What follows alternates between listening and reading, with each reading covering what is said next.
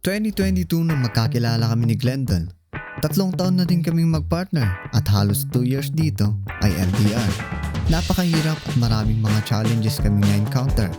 Kaya naman, after almost 2 years of LDR, ay napag-isipan kong tawagin siya dito sa NZ.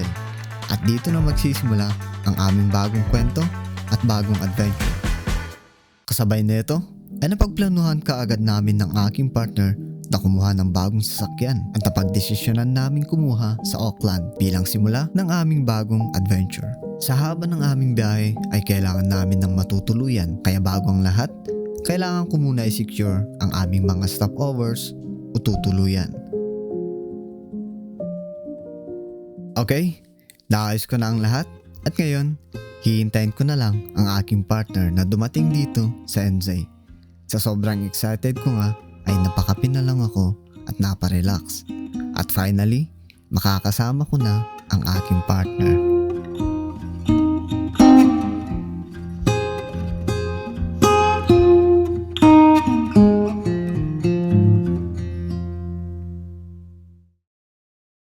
Papunta na kami sa airport. Yan, kasama ko yung aking kapatid. Sa araw nga na ito darating ang aking partner, kaya naman susundin namin siya kasama ang aking pamilya. Dahil kasama nga din ni Glendon na darating dito sa NZ ay ang aking kapatid at ang kanyang partner. Pagkarating namin sa airport ay naghintay kami ng mahigit 1 oras dahil naharang ang aking kapatid dahil sa hopya. Kaya nag-ikot-ikot muna kami dito habang hinihintay sila.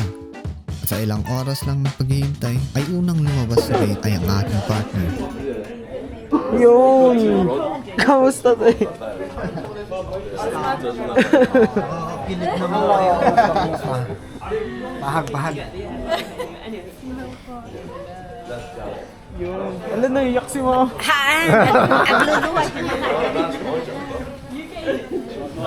Nagkwentuhan at kamustahan lang kami saglit at ilang minuto lang ay lumabas na din ang aking kapatid at ang kanyang partner. Guys, oh? Yung mukha ng lakay.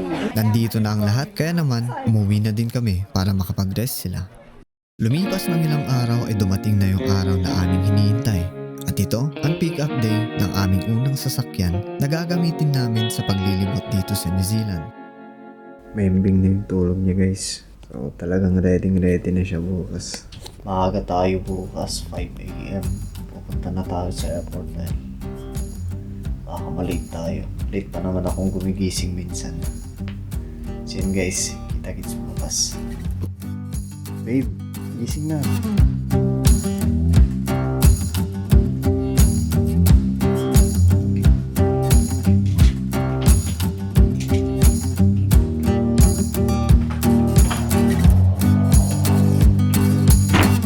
Maaga pa lang ay umalis na kami sa bahay dahil mahirap na nga pag na-late tayo sa flight.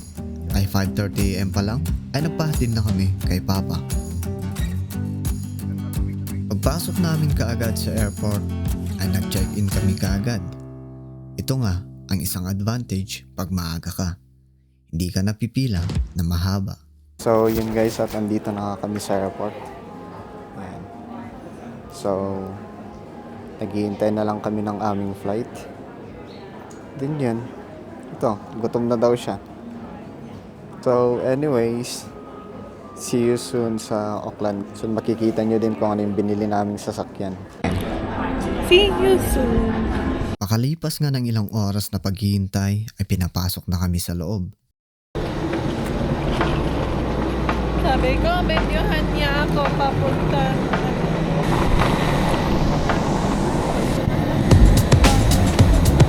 And guys, oh, parang terorista. Ay, Yeah, sorry. no, yeah. So yun na nga guys, nakaboard na kami. 7 AM yung boarding namin, then around 8:50, 8:30 nasa Auckland na kami. Anong masasabi mo? Excited ka na ba sa kotse mo? Siyempre super excited na ako. Hindi nga ako nakatulog kagabi. Harap niyo ba guys? Short story. Si JM kanina, ay kagabi. Grabe, prepare siya ng prepare. Wala naman siyang na-prepare. Ganun talaga. siya yung hindi nag-prepare, guys. Hindi guys, ako kasi prepared na ako. Tapos siya, ang dami niya pa rin pre-prepared kagabi. Kaya naiinis ako sa kanya. Natulog na lang ako. So yun, kita-kits na So lang guys, sa... kita-kits na lang sa Auckland. Bye-bye, tulog muna kami. Ayun, nakaland na kami. Pagkalaan namin dito sa Auckland ay hinanap namin kaagad ang exit. Nagmamadali kami sa mga oras na ito dahil 10 a.m. nga yung aming appointment. Ayun, nandito na kami sa Auckland. Ayan ang aking kasama. So, Yan. papunta na kami para pick upin yung car ni JM. Yan, no. So, papunta na kami na Mitsubishi sa Botany. So, yan. Magbubuk lang kami ng Uber saglit. Then, yan. Punta na kami. Tignan nyo naman ang airport dito guys. Ayan. Ayan, magbabas ba tayo? Hindi. Uber. Uber tayo guys, mag-Uber. So yan, nagbubuk na siya ng pang-Uber guys. Pakita natin. Ayan guys, nakabook na siya. Say hi! Hi! Ayan na, nandito na yung Uber namin. Yan, tara na, let's G, bilis. Ang pangit ng setup mo, babe. May nakikita ito, ah. Bye. Umuulan pa, guys. OMG, umuulan pa nga. So, yun, umuulan. Ayan. Umuulan, guys.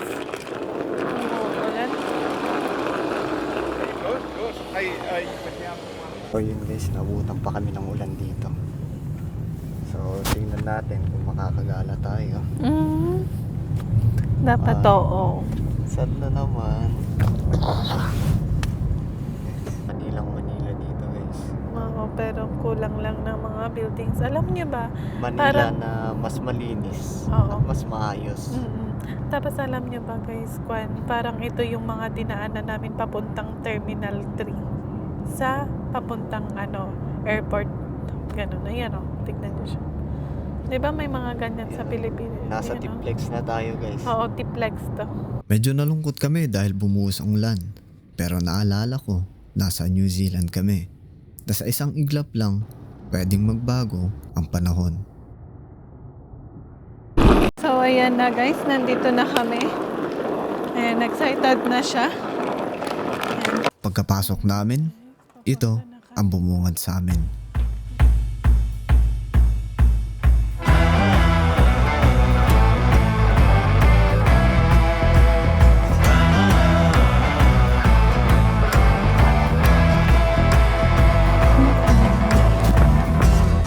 So ayun, nandito na tayo sa car. Baka ito yung yung ito, sa'yo to babe, G.U.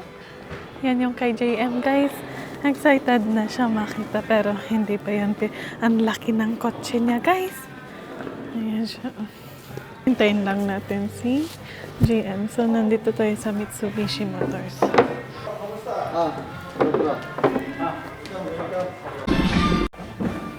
Kape muna daw siya guys. Kape-kape muna guys. Ayan. May pa-free coffee si Sir Gio. So yun, magkakape muna siya bago niya kunin yung kotse niya. Dream car niya lang yan. Queenstown kayo, no? Sa part na ito, maayos niyang inexplain sa akin ang mga important details mula sa manuals. At pagkatapos nun, ay binigay na nga sa amin ang susi ng aming sasakyan. Easy as that. Pagdating natin dito, kape, then pick up kaagad yung bagong yit natin. Ayan siya.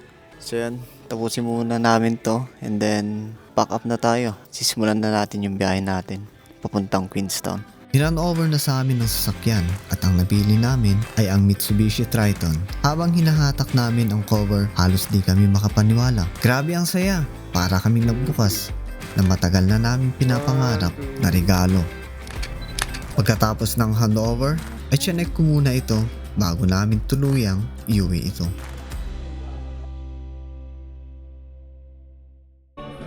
Tignan mo muna kung ano yung kailangan mo. Heated seats din pala yan. Oo. Tsaka heated steering wheel. Yan yung pinakamaganda dito sa model na to. Paso doon, lalabas yan din. Yun. Pag start mo, may pakita ko. Maganda yung sobrang laking bagay ng ano, heated steering. Oo nga.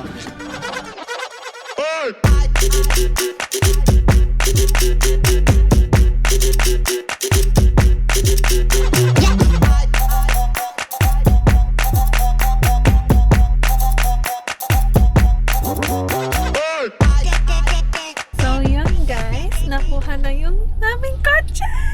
Ito na Yan, yung bago guys. naming kotse guys. Ayan. So, first stop muna namin is kukuha kami ng makakain. Kasi Kasi gutom na kami, guys. kanina pa nagwawala yung mga ano namin. Ayun. Bulate sa tiyan. So ayun, ang ganda ng kotse. Amoy bago. Ay, amoy bago, guys. Ang ganda ng aming kotse guys, oh. So, first time lang namin magkasasakyan. So, napaka-thankful namin dahil dito. Ayan. Ayan, so makakapasyal na kami sa Queenstown. Hindi lang sa Queenstown, guys. Glenda. Ayan, so bumili lang kami ng kanyang cravings daw. Ayan. Kailan to? So, mahilig to sa matamis, kaya bumili na lang kami. Ayan. So, ang pa namin is sa K-Chicken. Yung susi daw, guys. Uy, akala ko iniwan yung susi. Uy!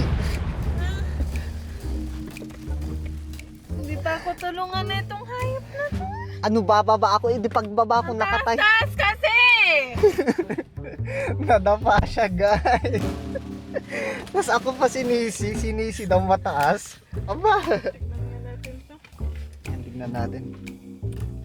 Hirap talaga pag taga-bundok. Oh. Yan. Queenstown nga pala, walang mga ganito. So dito lang kayo makakabili sa Auckland. So yan.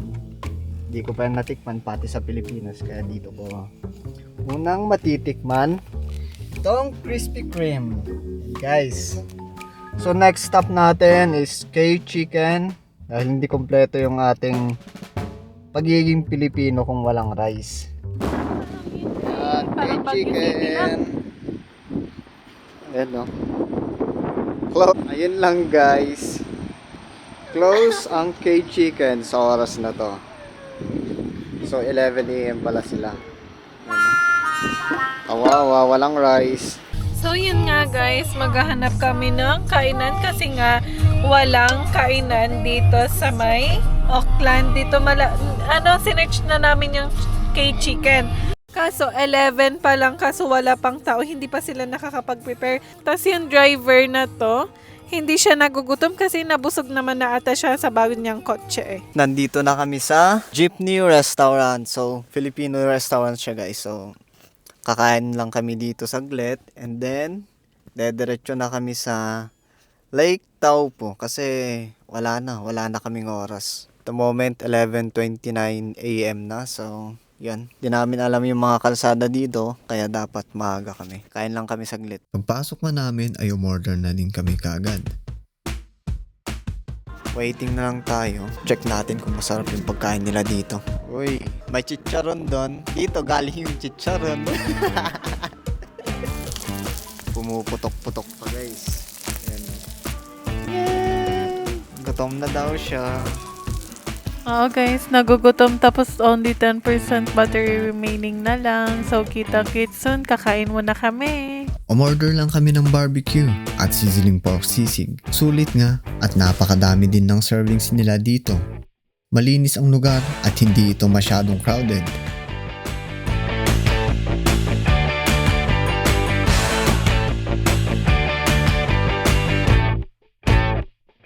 Pagkatapos naming kumain ay lumarga na din kami kaagad. Di na din kami nakagala sa Auckland dahil late na nga at malayo pa ang aming first stop.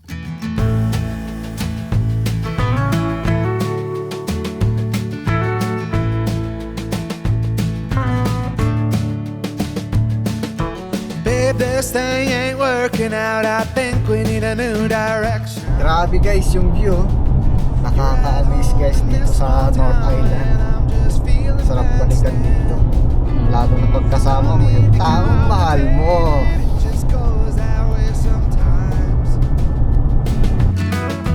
This is your place, I'll find mine. You take the house, I'll take the car. I'm leaving town, I'm going far away from you. I don't care what no one's got to say.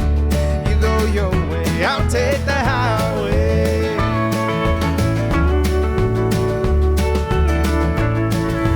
Ayan tayo. So, susubuan ko siya.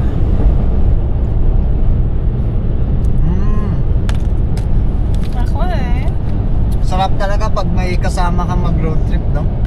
May taga-subo ka, taga-disturbo kung naantok ka. Kaya, napaka-thankful ko kay babe eh. Plastic! Sabi mo kung aka pa. Gusto mo pa? Para pang sweet to, pang pagising, no? Pa ng ang pogi ng driver ko. Asawa ko yan, no? Sim. Ano? Yan, so ilang hours pa tayo, babe, bago makarating sa ating destination? Para makapagpahinga muna saglit? May 143 kilometers pa bago kami makarating sa aming tutuluyan ngayon. So, yan, nakakapagod, puyat dahil maaga tayong nag-flight kanina. Anong oras pa yun, babe? 5 a.m. nagre-ready na kami. Pero yung flight namin is 7 a.m. So nagpunta kami sa airport mga 6:30 a.m. nandun na kami. Medyo maaga nga kami at naghintay pa nga kami doon. So ayun na guys, dito na yung pinangyarihan ng accident. Habang binabaybay namin ang kalsada papuntang Taupo, ay may car accident kaming nadaanan. So car accident ngayong nangyari guys. Tago mo konti babe. So ayan. Ay, ang lala. Ibaba mo na babe. Kaya sa kalsada, huwag magmadali. Bawat pagliko at bawat preno ay may buhay na nakasalalay. Takot ako dun. May dukong. Ganyan talaga, kaya kailangan nating mag-ingat palagi. So yun, balik biyahe na ulit tayo guys. Di dapat tayo magpa-apekto. Diba Glendale? We're on the way to Lake Taupo. So, late na nga kami guys kung tutuusin kasi 3:21 na ngayon. And may 113 kilometers pa kaming tatakbuhin. Medyo malayo-layo pa yan kung tutuusin. So yun guys, kita-kits na lang sa Lake Taupo.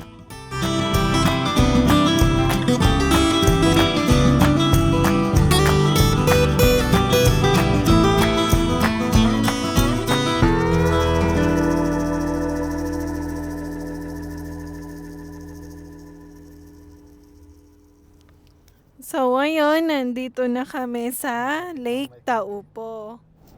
For ilang oras yun babe yung biyahe natin? Parang 5 hours. After 5 hours, hindi naman, mga 4 hours siguro. Ayun, nakarating na kami dito. Kakapagod. Ano yan guys? May Tingnan McDo. Wow, ang ganda naman ng McDo nila. Hoy, pipicturean mo ko dyan, babe. Dito, nasa city center na kami. At papunta na kami sa aming check-in. Kung saan yung binook naming pagtutulagan namin for today. And for tonight. So, malapit na kami. So, ayun, malapit na kami. Ayun, makakapagpahinga na. Hintay na lang kayo sa mga kung anong gagawin namin dito, okay? Yan. Check muna namin yung Pagtutulugan. yung pagtutulugan namin. And yun. Pahinga. Magpapahinga kami.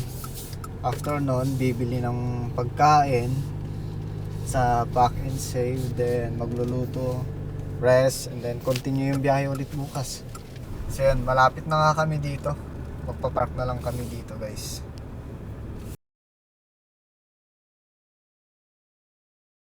So yun guys, at nandito na kami sa Taupo. Grabe, sobrang lamig. 5 PM ay nakarating na kami sa Taupo. Mahangin at malamig nga ang panahon sa oras na ito. Ay, 103. Anong level to?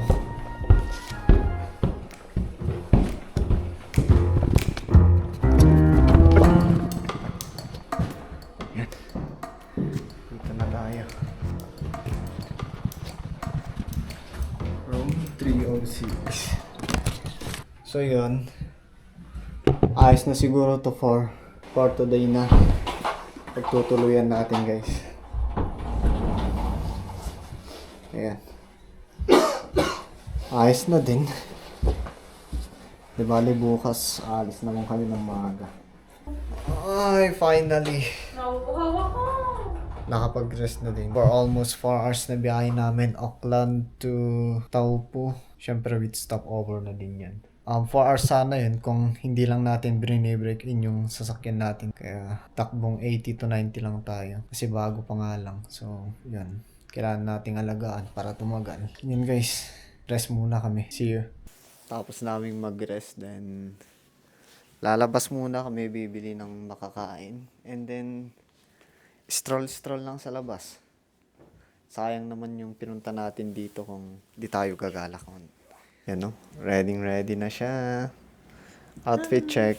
Yan no, formado. Binila niya lang sa wagwagan pero $20 lang. yan. Pero satisfied daw siya. So yan, punta na tayo sa labas. And guys, we're going now.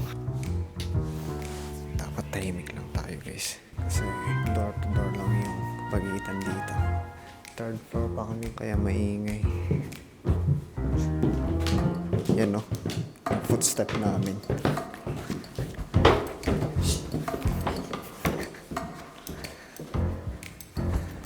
Are you excited? So yan guys, first time namin dito sa North. North to? Oh.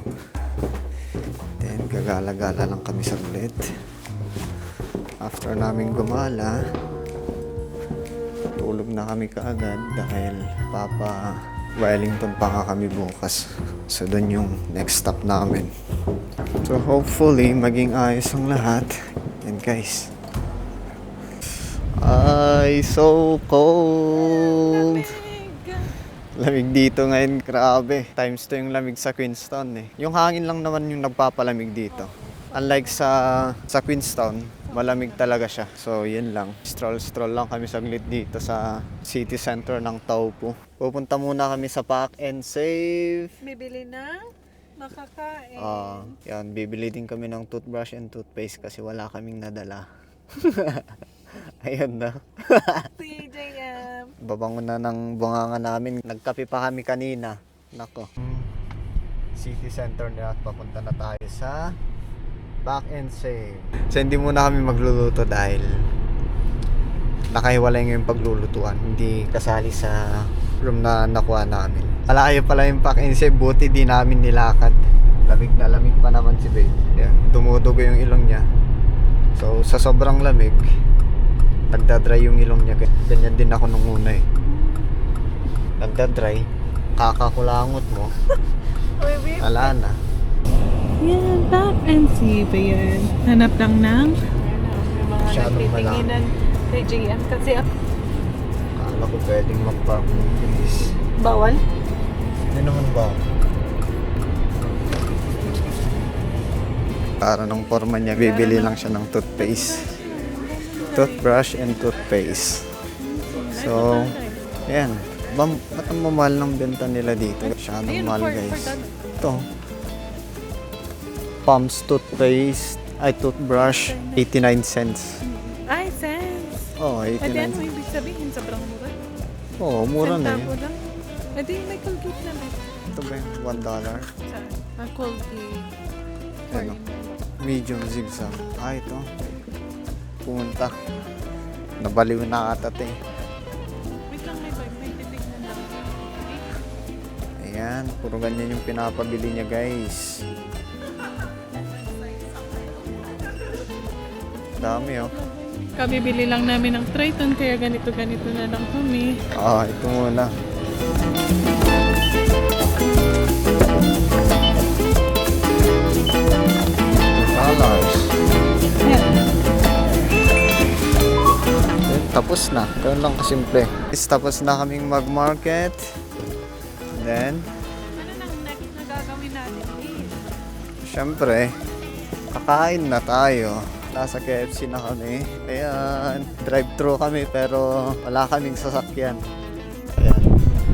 So walking distance lang. Kasi sa likod lang naman kami. Guys. Pagutom kasi. Puro number.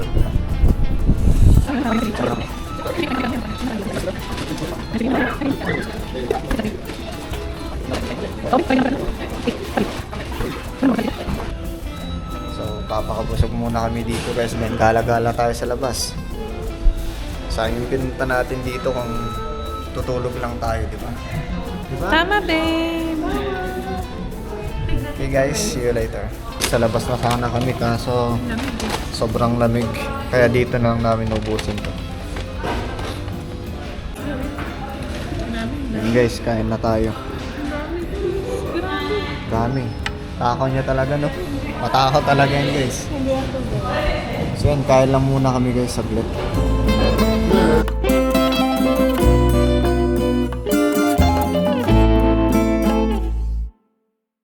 Kakatapos lang namin kumain. Na-take out pa tayo. Nagalit siya, guys! Kasi ano ba, isipin mo ba naman? Di niya kinain yung gulay kaya medyo nainis ako sa kanya. So anyways, nandito tayo sa gitna ng kalsada. Ayan. So yan, picture muna kami. Nagpicture nga lang kami at bumalik na din kami sa aming tinutuluyan. Dahil need pa nga naming mag-rest dahil bukas mas malayo pa ang aming susunod na biyahe.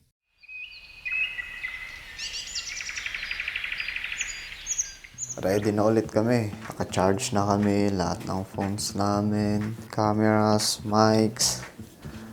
Lahat all goods na ulit. So yun.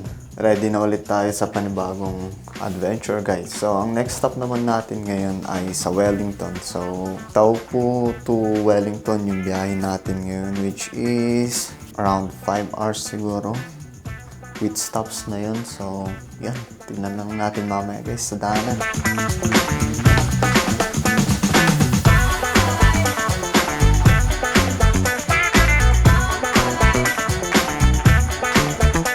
Papunta na nga kami sa Hookah Falls. I-check namin kung maganda dan magpipicture-picture.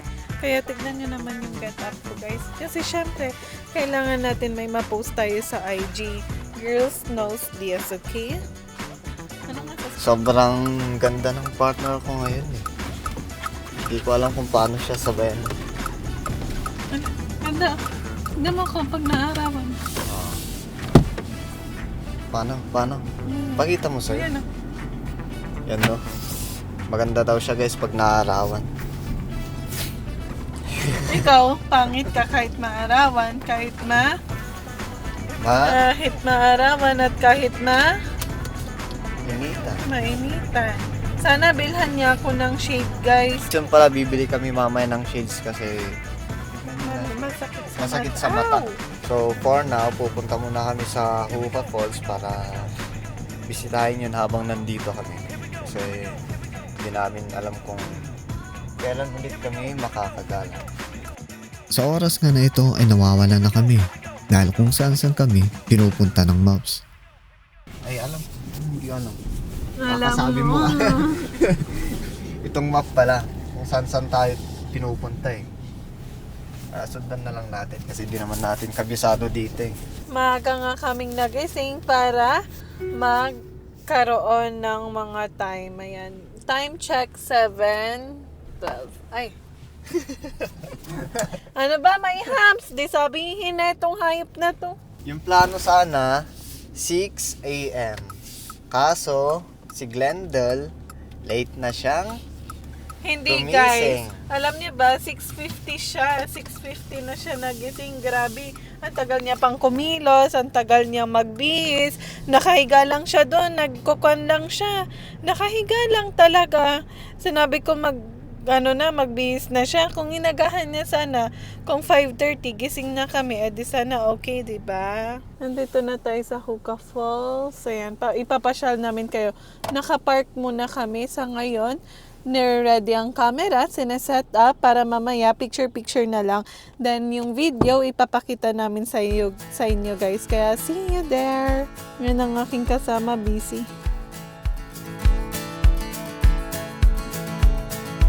There's a kind of peace moving every couple years, packing up and finding a new home. There's a beauty in the anonymity it brings. When my feet get to itching, I just run. Ito yung map niya. So mahaba tong Hookah Falls. Kumuha siya ng jacket niya, tas din niya isusuot. No drones, babe. No drones. No drones. Pero wala naman tayong drones. That they're wrong, it's just that I wish it were different. But hey, the plane is boarding time. Yan no. So yan. Hanggang sa dulo pa yan guys. Grabe ang lakas nung agos ng tubig dito. Grabe. Puntahan natin dun sa kabila. Babe, dun tayo sa kabila. Ayan no. Nag-enjoy na siya guys. So, ano sa tingin mo? Malakas yung agos, malakas din yung hangin. So, Oo. malamig. So, malamig. Kaya, Naka-start pa nga Go. ako. tawak. So, yun. Sabi guys, ang lamig. Lamig dito, guys. Naka-start pa nga ni. Naman, guys, kung gaano kalakas. Grabe, kapag nalunod ka dyan, wala, aanurin ka na, papunta doon. Hindi ka na makakasurvive dito, guys.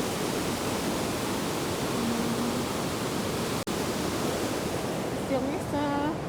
Yan, no? Ito siya, guys. So, yun nga, guys. Nag-picture na nga kami. At ayan, makikita nyo na lang sa mga post namin, guys. Yan. At itong lalaking to, yan, nagpipicture siya. Ang ganda, guys. Sobrang ganda. Gusto kong maglaba dito. Yan o, tignan nyo naman kung paano pumasto yan, mag-picture. O, diba, guys? Sana doon tayo magpapapicture kay Kuya JM. Kasi dito sobrang lamig. Tignan nyo, guys, ako lang yung nakaskirt. Grabe, yung mga tao dito, sobrang balot na balot sila. So, ipasyal rin namin kayo dito. Yan, tanong tayo. Gusto niyo bang makita yung falls? Wait. Ito na, huwag kayong maano ha. Ayun! Meron naman pala yan! Ayan guys, papakita ko na sa inyo yung falls ng malapitan. Ayan. Ayan no. Life like it's a screenplay. What will the words say when it all ends? So, nakita niyo ba guys? Haba pala na ito. Sinabi mo, Pwede na. mag-trip. Nababad trip ako sa kanyang pinahirapan niya ako. Guys, ganda talaga dito. May namoy ka? May naamoy daw siya. Anong amoy babe? Guys! Ayun guys, ang ganda dito guys. Ayan. May naamoy daw siya pero wala akong mamoy. Mano yung ilong ko ngayon eh. Parado. Dito na yung Hookah Falls na tinatawag nila. Oh! Grabe ang ganda Grabe ang ganda talaga dito. Para siyang dam. Meron din palang tour dito. Pwede kayong ilapit dyan sa baba. Wow. Dyan. May maliit na boat dyan. Or bangka. Lalapit sila dyan. So, all year round naman, stable tong lake na to. Kaya safe na safe lahat. Papakita ko ulit sa inyo isa.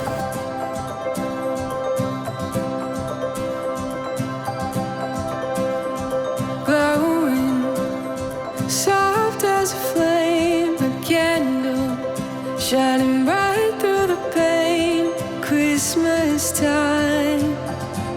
is brighter with you. Snowflakes, they dance in the glow, running, leaving prints in the snow. Christmas time is brighter with you. Gusto niya daw mag-swimming doon. Mag-boating. Pero, May iba pa tayong papasyalan. marami pa. Ngayon, doon na lang ako magpipicture. Kasi Pupunta na kami sa next next stop. na destination namin dahil hindi kami pwedeng Taga. magtagal dito. Dahil lang sobrang lamig din. Kasi dahil Sobrang sa tubig. lamig. Tapos, pupunta pa kami sa Wellington. So, talagang hindi pwedeng magtagal. Ayun, no? Nature walk muna tayo. Nature walk. Ito yung mga magandang gawin, guys, pag may kasama kayo. Nakabili na kami ng aming shade sunglasses. So, yun. So yun, papunta naman kami sa aming next stop, which is saan, babe?